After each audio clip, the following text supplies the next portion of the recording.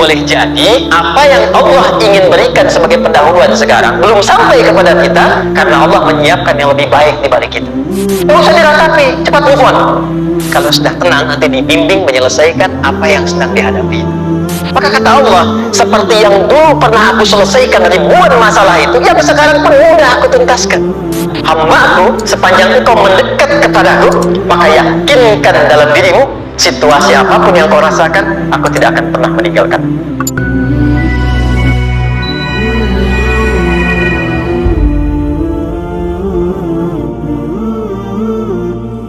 Jadi yang pertama, jika punya kesulitan sebesar apapun, seberat apapun, cepat dekati Allah.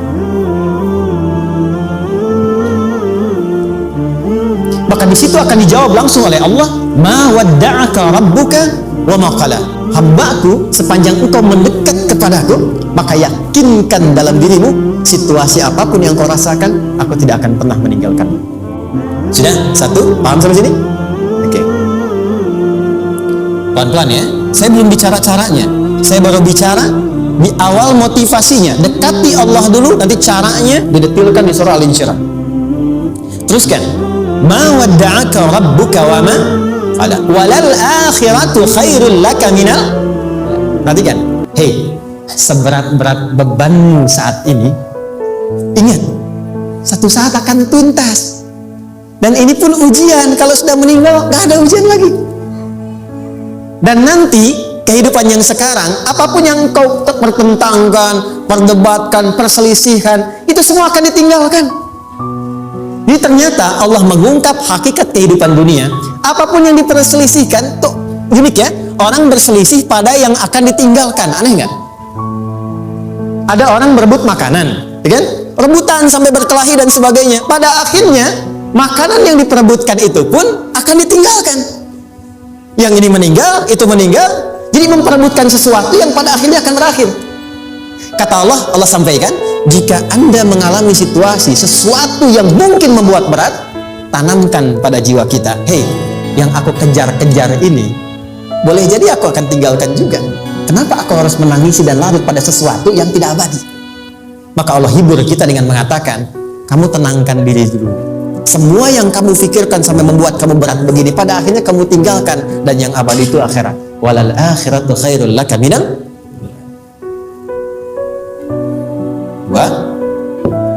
Pelan-pelan sikapi setiap masalah dengan proporsional. Jangan terlalu larut dalam sesuatu. Dapat job satu, pengen, udah siap, kontraknya besar, tiba-tiba hilang. Dipikirin, Anda mikirkan itu pun gak akan balik. Proporsional aja dulu.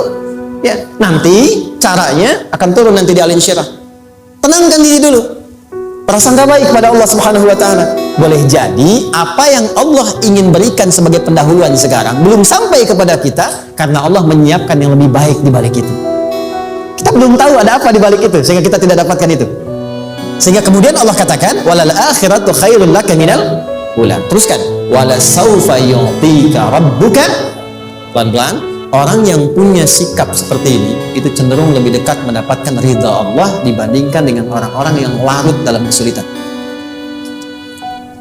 Orang yang move on dengan setiap persoalan dalam kehidupan, cepat berpikir secara proporsional, tidak menggantungkan hidupnya pada persoalan tertentu sehingga membuat dia menjadi beban, itu lebih mendekatkan dirinya kepada ridha Allah dibandingkan dengan orang yang meratapi persoalan hidup. Ya.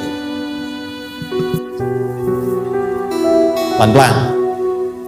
Jadi spiritnya, kalau punya masalah apapun, jangan dilarutin terus. Gak usah diratapi, cepat move on. Berpikir lagi, rencanakan lagi. Nanti betilnya ada di Al-Insyirah. Tapi poin besarnya, janji Allah mengatakan, kalau Anda bisa move on, proporsional, maka yang dijanjikan oleh Allah, di situ Allah percepat datangnya ridha Allah Subhanahu wa Ta'ala. Kalau ridha Allah sudah datang, maka akan dua yang diberikan. Pertama kali, ketenangan di dalam jiwa, dan yang kedua, kemampuan untuk berikhtiar lebih baik mencapai apa yang diinginkan. Satu, kalau ridha Allah sudah diberikan pada seorang hamba, yang pertama diberikan ketenangan dalam jiwa. Bukan dunianya dulu. Bukan apa yang Anda ingin harapkan dulu.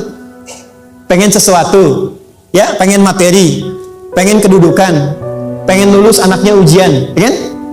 Tiba-tiba terjadi sesuatu, diratapin, alih-alih meratap, alih-alih membuat status, alih-alih menyulitkan diri, kata Allah, terima dulu proporsional. Setelah itu dekatkan diri kepada Allah, turun ridha Allah. Begitu turun, yang pertama diberikan ketenangan kepada hati. Tenang dulu. Kalau sudah tenang, nanti dibimbing menyelesaikan apa yang sedang dihadapi itu.